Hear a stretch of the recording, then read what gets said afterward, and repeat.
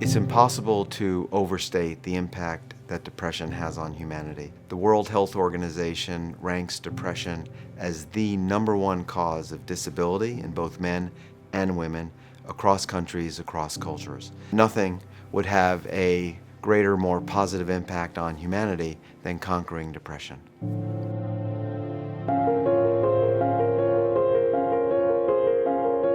I study depression through the lens of neurology.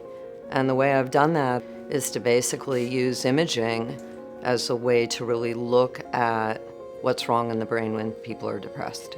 Not every patient has the same fundamental type of depression, meaning the same problems with their molecules or cells is not in everybody. Using, for example, more advanced imaging techniques at Mount Sinai, like ultra-high field MRI, we're trying to dig deeper and understand at a more basic level the exact causes of where is the dysfunction in the brain in a given depressed individual. And as you start to map these circuits and you look at how they communicate with each other, you start to see this emerging pattern of how the system breaks.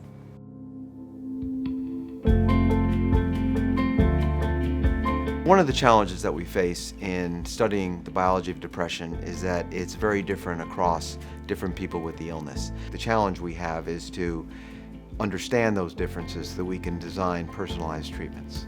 My lab has identified inflammation, which is a response of the immune system, as a causal factor in the development of mood disorders. It's kind of a new world of scientific discovery. We're thinking beyond the brain. For the past 20 to 30 years, all psychiatric drug development is focused on pathological mechanisms in the brain.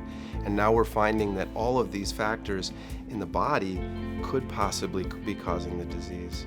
The opportunity now is to invest in support in filling the gap between translating those basic discoveries from the lab into new treatments for patients. The development of ketamine as a brand new mechanism treatment of depression has led some people who've been desperately depressed for years to be cured.